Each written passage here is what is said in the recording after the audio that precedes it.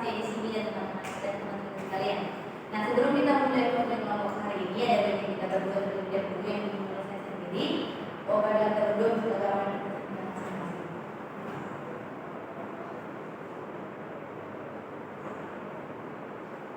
Selesai. Oke, terima kasih teman-teman. Jadi ada pun tujuan kita bertemu pada hari ini adalah untuk melaksanakan konseling kelompok. Jadi seperti sudah diketahui, apa sih konseling kelompok itu? Konseling kelompok adalah konseling kelompok adalah sebuah layanan yang membahas tentang masalah yang dialami oleh klien. Nah, apa sih bedanya konseling kelompok dengan BKP atau bimbingan kelompok? Jadi bedanya itu hanya pada jika BKP itu membahas tentang topik, sementara konseling kelompok itu adalah masalah yang dialami oleh klien yang kita sendiri di sini. Nah, teman-teman, ada pengaturan yang akan kita laksanakan atau pengaturan tata pelaksanaan yang hari ini adalah saya sebagai PK dan yang di sini sebagai anggota kelompok. Jadi saat berbicara, tentu saya berbicara kepada teman-teman, saya harapkan untuk mendengarkan saya, kita semua saling menghargai satu sama lain. Kemudian juga saat berbicara kita itu saling menghargai. Contoh saya ketika Willy berbicara boleh mengangkat tangan terlebih dahulu supaya pelaksanaan ini berjalan dengan bagus. Kemudian adapun sebelum kita mulai, sebelum topiknya kita mulai, apakah dari teman-teman boleh dipikirkan dari sekarang apa sih yang akan kita bahas? Benar-benar kalian bisa masalah kalian, masalah yang pernah kalian lihat.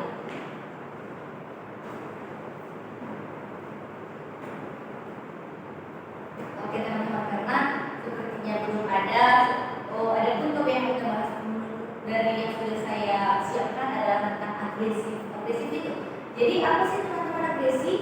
Bagaimana? Nah, agresif itu apa saja? Oke, teman-teman, sebelum saya menjelaskan lebih lanjut tentang topik yang akan kita bahas, ada baiknya saya menjelaskan asas-asas yang ada pada konseling kelompok. Adapun asas pada konseling kelompok adalah asas keterbukaan, di mana teman-teman semua terbuka untuk menyampaikan pendapat serta tidak ada seperti contoh kayak menurut saudara apa. Jadi kita berharap semua terbuka untuk menyampaikan pendapat atau ide. Kemudian ada asas kesukarelaan, ini hampir sama dengan asas keterbukaan tadi, di mana teman-teman diharapkan untuk secara sukarela menyampaikan cerita atau masukannya. Kemudian ada asas kenormatifan, seperti yang dikatakan norma adalah aturan. Jadi segala yang kita ucapkan atau cara berbicara kita itu menggunakan norma yang ada, seperti contohnya berbicara yang sopan dan menggunakan seperti yang katakan tadi, ketika yang berbicara itu angkat tangan itu merupakan salah satu dari ciri norma. Kemudian ada asas kerahasiaan. Asas kerahasiaan itu adalah segala yang kita ucapkan, segala yang kita bahas atau bicarakan hari ini adalah hanya saya, kamu dan kita yang tahu. Jadi kemudian ada asas kekinian, di mana yang kita bahas adalah masalah yang kita alami baru-baru ini, jangan seperti mungkin kita alami di waktu SD, waktu kecil seperti itu, tapi boleh kita kaitkan nanti dengan topik atau agresi yang saya bawa tadi. Nah, teman-teman, sebelum kita memulai tentang topik ini, ada baiknya kita mengucapkan janji terlebih dahulu. Untuk apa janji ini? Jadi supaya apa yang kita bicarakan hari ini cukup hanya kita saja yang tahu, seperti itu. Oke, nanti saya bacakan terlebih dahulu, kemudian teman-teman boleh mengikutinya. Oke, saya ucapkan sekali dulu. Saya Lydia Sikotang dengan ini menyatakan bahwa saya sanggup dan bersedia menerima, menyimpan, memelihara, dan menjaga dan merahasiakan semua data dan keterangan dari anggota kelompok atau siapapun juga, yaitu data atau keterangan yang tidak boleh atau tidak layak untuk orang lain.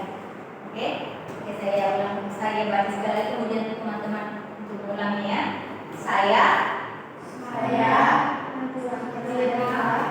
dengan ini menyatakan bahwa saya sanggup dan bersedia menerima, menyimpan, memelihara, menjaga dan merahasiakan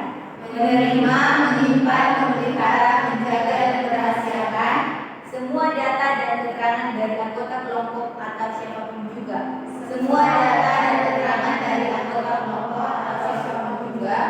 Yaitu data atau keterangan yang tidak boleh atau tidak layak diketahui oleh orang lain.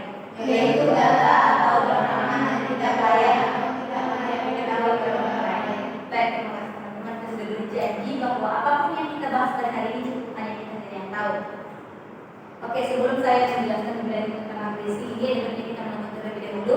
Setelah kita menonton, nanti saya harap teman-teman untuk menyampaikan apa sih menurut kalian agresi itu, apa sih agresi itu seperti itu. Sudah bisa dilihat kalau di sini saya.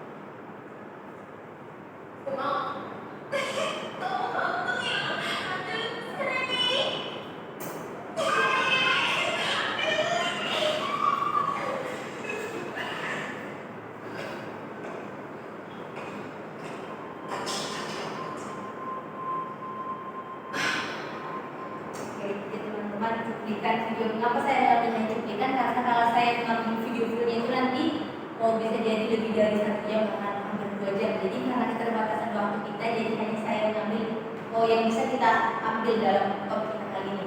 Nah, menurut teman-teman dari video yang sudah kita tonton bersama, apa sih itu agresi? Baik, teman-teman. Menurut saya agresi itu kayak dalam kita seperti kayak kita menyerang orang dan lain sebagainya itu baik secara mental maupun fisiknya. Baik, betul sekali. Nah, dan teman-teman sekalian ada lagi menurut kalian apa sih itu agresi? Jadi menurut saya agresi itu kan semakin agresif ya. Jadi perilaku seseorang ini dilakukan secara berlebihan dan biasanya agresi itu menjerumus ke arah hal yang negatif. Jadi bisa aja sama yang tadi saya bilang tadi, dia itu lebih mengarah kayak kekerasan ataupun istilahnya anarkis kalau kita bilang. Jadi memang kalau dibilang agresi ini lebih cenderung ke arah fisik sih Kak. Oke, baik, terima kasih. Jadi semua yang sudah kalian masukkan atau berikan itu betul sekali. Jadi ada agresi itu, kalau agresi itu adalah tanggapan emosi yang tidak bisa kita kendalikan, yang dimana dipengaruhi oleh atau stres ataupun hal-hal yang sudah ke over, yaitu stres itu berlebih, mungkin terkenal lebih. Jadi kalau yang sudah kita temui merupakan dari contoh dari agresi fisik. Kalau agresi fisik adalah perilaku yang bertujuan untuk menyakiti atau melukai orang lain. Nah, kalau sebenarnya agresi itu ada 4 bagian, ada agresi fisik, verbal, dan kalau verbal ini ada dia yang seperti ada contohnya kan kata-kata menurut kita itu bagaimana ya? Ada itu yang berbicara tapi dengan menggunakan ada agresi verbal. Jadi agresi verbal itu menggunakan kata-kata kasar. Seperti yang kita lihat itu di Medan kan, seperti normalisasi menggunakan kata-kata yang menurut kita kasar. Jadi itu merupakan salah satu dari contoh agresi. Tapi sebenarnya teman-teman tidak bisa kita katakan ketika orang lain berbicara kasar itu merupakan bagian dari agresi. Karena apa?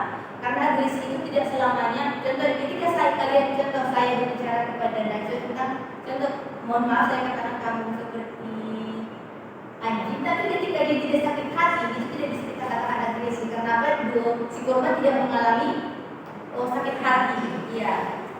Kemudian ada yang agresi pasif yang contohnya seperti menyakiti secara tidak langsung. Contoh kita itu bagaimana kita memang membelakangi. Contohnya saya di depan, kemudian di belakang saya teman-teman saya yang membicarakan saya di belakang, itu merupakan agresi tidak langsung. Contoh saya sebagai orang sakit hati.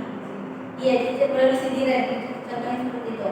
Kemudian ada namanya agresi yang melalui tindakan atau apa sih namanya itu yang melalui gerakan tubuh. Pernah kalian lihat laki-laki yang tatapannya itu mesum, itu merupakan salah satu tindakan atau dari agresi. Karena apa? Contohnya ada orang yang menurut kita dipis-piskan, tapi itu merupakan salah satu dari agresi. Karena apa? Kita merasa perempuan atau korban itu merasa terlecehkan, atau jadi itu merupakan salah satu dari agresi. Nah, itu ya teman-teman, terima kasih memberikan masukannya. Nah, menurut teman-teman dari si pelaku atau korban tadi, apa yang bisa kita tiru atau kita belajar dari si pelaku atau korban tadi? Baik itu apakah yang bisa kita contoh atau yang kita hindari dari pelaku ataupun korban tadi? Jadi kalau dicontoh kayaknya karena cuma seperti tadi kita nggak tahu sampai itu ya bagaimana. Jadi kalau berdasarkan contoh tadi mungkin kalau yang mencoba apa yang bisa dicoba ya. Tapi kalau yang bisa kita mungkin ini sih. Tapi kayak coba sedikit lah kita siapa? Kalau buat kayak gitu kita siapa? Karena kayak yang video tadi kan itu bisa dibilang kayak ini mengadakan datanya pun udah agresif ya kan. Kita tuh siapa mau kuliah orang kita siapa ya kan. Makanya mungkin yang bisa dipelajari adalah coba kita tanam rasa ini sih, rasa bersyukur atau rasa toleransi lah sama manusia gitu ya kan. Manusia kan punya haknya masing-masing ya kan, dan bahkan di kemampuan itu udah melanggar hak dia gitu. Jadi yang bisa dipelajari mungkin kita menormalisasi sama yang memang ada. Baik, terima kasih. Betul sekali Brahmana. Jadi bahwasanya kita sebagai makhluk sosial, kita itu harus memanusiakan manusia juga. Seperti itu. Jangan karena kita itu ini bilang tadi cuplikan tadi karena dia ada termasuk geng ya, dan satu orang jadi mereka itu menindas. Coba mereka itu yang si korban itu 6 orang, si pelaku 4 orang belum itu sudah melakukan seperti itu. Oke. Dari menurut teman-teman. Oke, karena seperti tadi hanya cukup sekian karena kita belum menonton video fullnya, kita nggak tahu endingnya bagaimana, awalnya bagaimana, maka kita tidak tahu apakah si korban itu awalnya memang dia yang arogan. Kita tidak tahu. Oke. Jadi saya di sini saya ada kertas dan sekarang teman-teman menulis perilaku yang ingin ditiru dari film tadi. Baik itu bukan ditulis tapi pelajaran yang tadi, baik itu kan karena tadi hanya karena Joy yang menyampaikan menurut dia, dan sekarang teman-teman di sini bersedia untuk menuliskannya di sini karena mungkin masih keterbatasan waktu dan keterbatasan yang sudah kita tonton. Nanti saya harap teman-teman bersedia menonton kembali secara fullnya di baik itu di YouTube, baik itu sepertinya saya lihat itu di YouTube ada videonya. Boleh diisi. Kalau kemudian kita akan menunggu untuk pertemuan berikutnya. Oke. Baik teman-teman, selesai sudah yang tentang contoh yang sudah saya bawakan tadi. Kita kembali ke dalam diri kita sendiri aja. Menurut kalian, bukan menurut kalian, apakah kalian punya pengalaman tentang agresi fisik ini? Kan ini tadi menangkan tentang agresi fisik. Apakah kalian punya pengalaman tentang agresi fisik ini? Boleh diceritakan, berbagi pengalaman lah. Baik.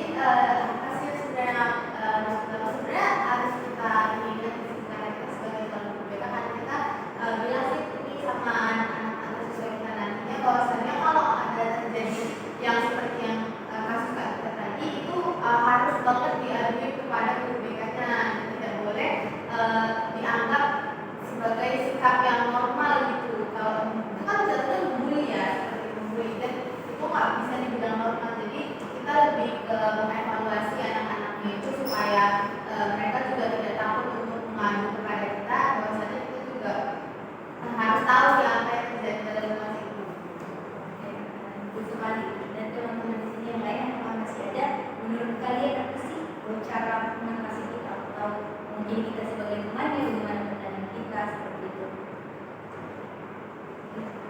Sebagai teman ya, kalau sebagai teman apalagi teman-teman di kelas itu sekali sih dia bisa dia punya kawan yang gitu. Jadi mungkin sebagai teman kita harus terima kasih karena kayak ya saya kita suka apa enggak sama dia dan gimana, tapi kan setidaknya kalau kita nggak suka sama dia kita punya sikap manusia, kita masih Kembali ke sikap manusia di kumpul itu kayak mana ya kan. Nah makanya kalau misalnya seandainya lah teman-teman kelas yang memang nggak suka sama si korban, setidaknya ada yang teman-temannya untuk melakukan hal dulu mereka. Kalau nggak berani sama guru itu mungkin bisa mengenali wali kelasnya dulu ya kan. Jadi coba dari siswanya kita juga bantu tangan untuk menanamkan sikap empati itu sendiri untuk mencegah hal-hal yang seperti tadi terjadi. Kalau bahasa anak-anak itu udah, saya sudah biasa melihat seperti itu waktu sebagai cerdas, itu sudah luar biasa perilakuan tersebut, perilakuan orang dalam tersebut. Jadi mungkin sebagai teman kita harus lebih menanamkan rasa empati kita sesama teman-teman kita. Kita coba aja mikir kalau kita yang begini gimana. Juga jadi betul sekali ucapan dari kelas kita dan keluarga tadi bahwasannya itu semua harusnya tidak dinormalisasikan. Nah, menurut saya tambahan itu kita sebagai contoh nih, ketika kita sebagai guru ada banyak mungkin kenapa ada siswa yang takut untuk memberitahu, contoh si korban mungkin bukan dia tapi dia pernah melihat orang lain ketika dia mengadu tapi tidak diopeni. Apa penyebabnya? Apa faktornya? Jadi seperti itulah. Mungkin dia si korban tadi udah awalnya dia takut semakin takut seperti itu. Nah, baik, terima kasih teman-teman untuk masukannya juga. Nah, saya ingin bertanya kepada teman-teman sejauh mana pemahaman kalian tentang agresif fisik ini. Nah, ataupun agresif tadi sudah kita tonton, ada juga pengalaman dari kita, sejauh mana pemahaman kalian tentang agresif fisik ini.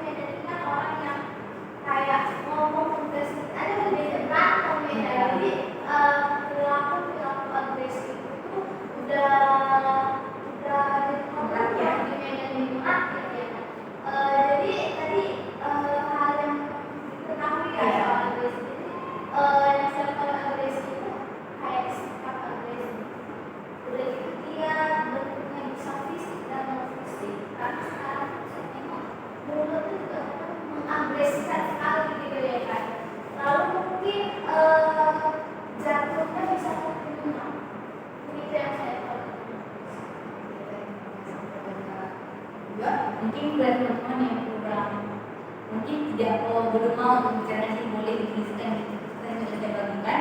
Nah, akan kita kumpulkan pada pertemuan berikutnya. Nah, sekian teman-teman untuk diskusi ataupun sesi kelompok kita pada hari ini. Sebelum kita tutup, apakah kita bernyanyi atau games?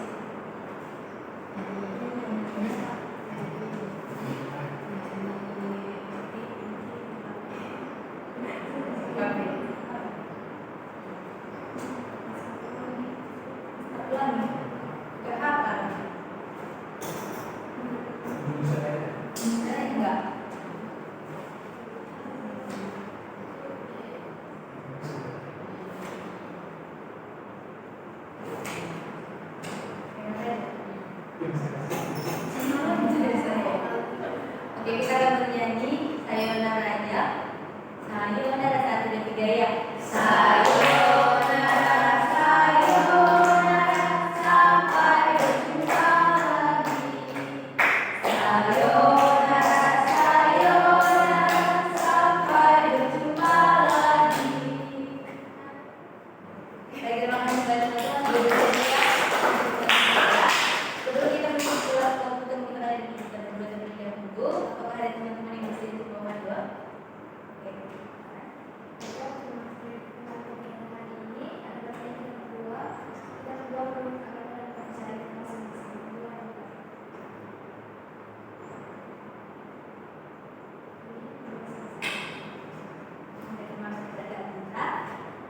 juga kepada teman-teman sudah bersedia menemani saya hari ini.